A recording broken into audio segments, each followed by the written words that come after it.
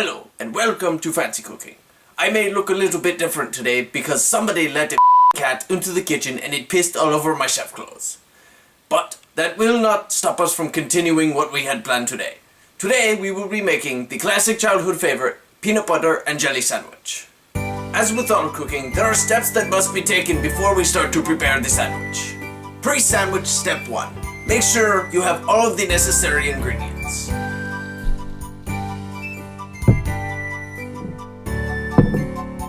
Pre-sandwich step 2. Get a plate.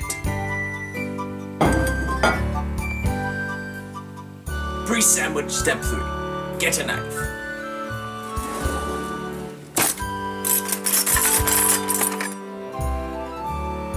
It is important for you to know your level of competency when handling a knife. If you feel as though you are incompetent and cannot handle a knife, you can choose to use a spoon.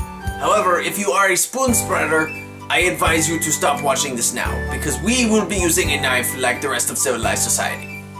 Step 1. Get 2 slices of bread.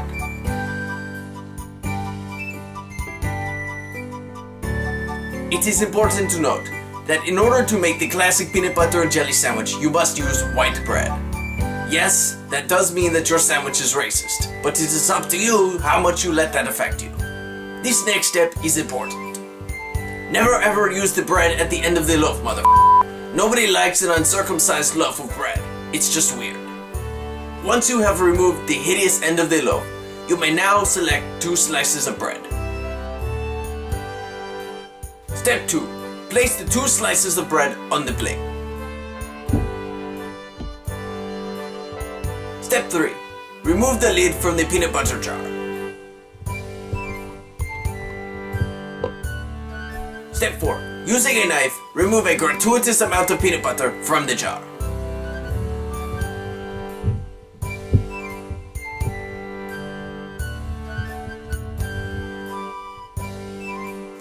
You may be asking yourself, why are we putting the peanut butter on the sandwich first? And that is a great question, which leads us right into step 5. Spread the peanut butter on one of the slices of bread, because who gives a shit?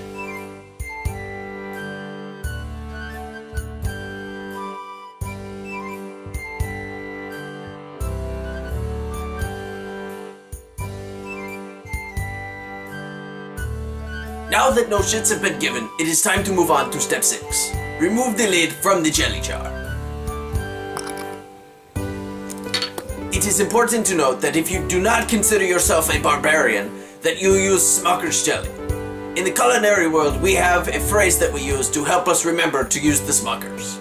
Smuckers, motherfucker. Since jelly is known to be a delicious yet unpredictable mistress, it is advised that you move the jelly as close to the sandwich as possible. Because jelly listens to no man, its jiggly and unpredictable nature makes it very difficult to acquire the appropriate amount of jelly with a knife. This is the only time in which it is appropriate to use a spoon.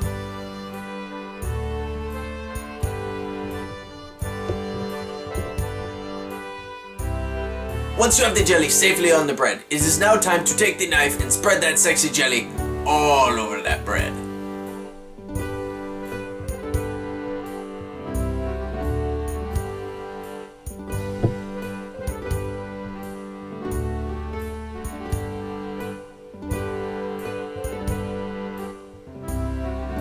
It is okay if you get sloppy, sometimes sloppy is more fun.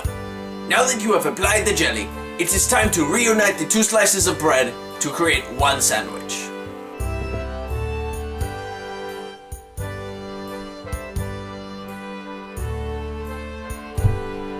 If you have not done so already, inspect your sandwich for mold. If your sandwich has mold, it will taste like shit. Once you are sure your sandwich has no STDs on it, STDs standing for shitty things discovered, it is time to cut the sandwich. It is important to mention that only pussies eat their sandwich with the crust cut off. The crust remains. Now with the crust remaining, it is time to cut the sandwich.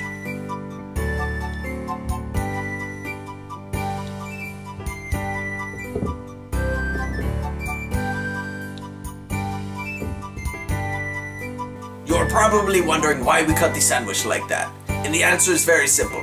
Cutting the sandwich diagonally just looks better, mother.